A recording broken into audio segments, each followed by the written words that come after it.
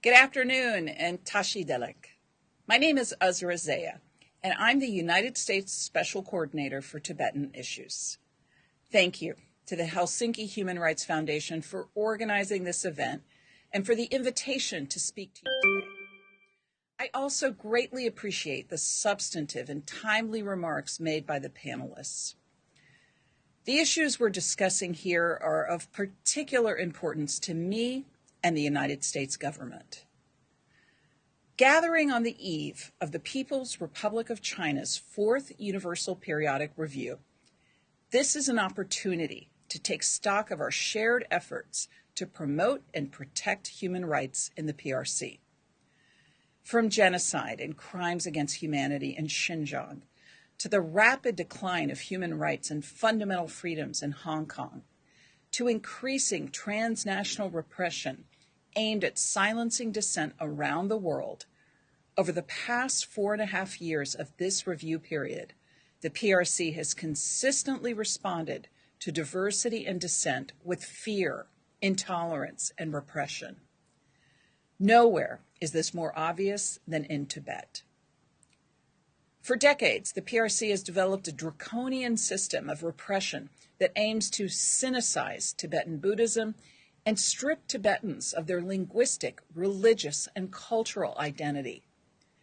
The PRC seeks to co-opt Tibetan Buddhist traditions, most concerningly, His Holiness the Dalai Lama's succession process, into the PRC's political framework and reshape its core tenets in accordance with the non-democratic values of the Chinese Communist Party. And they are wasting no time. Beginning as early as preschool, Tibetan children are forced to assimilate via government-run boarding schools, where they are purposefully severed from their language, cultural, and spiritual practices. But despite these challenges, Tibetans persist in preserving their faith and culture in innovative ways. The large turnout for September's Kalachakra sermon shows us that bubbling beneath the PRC's repressive surface lies a continued vibrance and persistent hope for change in Tibet. Tibetan scientists, including those in the United States, ensure Tibetan voices are at the forefront of national and regional environmental solutions long practiced by Tibetan nomads.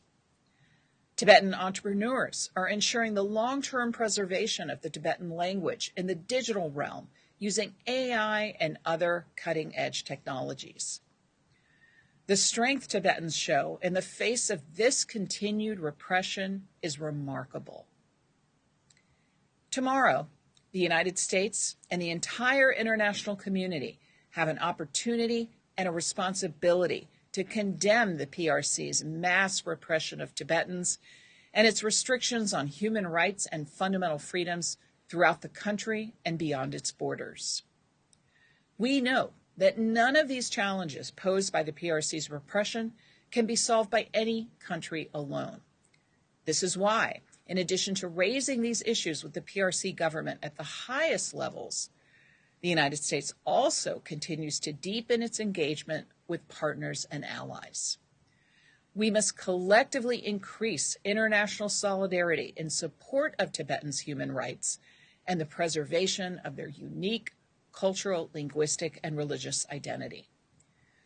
Most recently, in November, we were honored to work with our partners in the Czech Republic to highlight these issues at the International Religious Freedom or Belief Alliance Ministerial Conference, joined by over 30 other governments.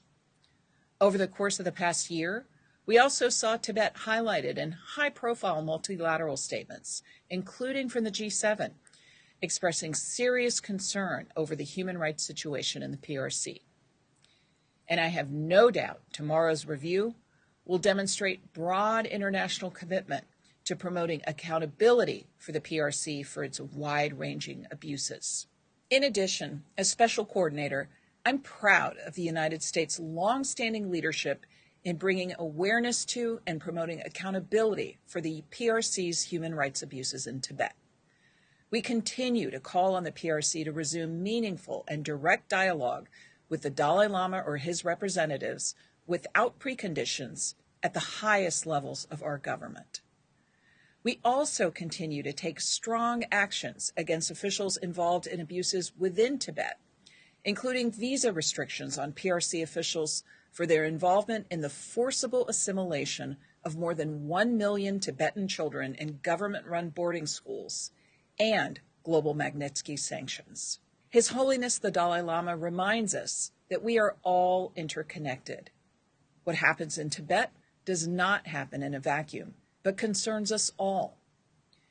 In tomorrow's review and in the future, let us take this interconnectedness to heart by promoting dialogue and collectively building a freer, happier, and more just world for all.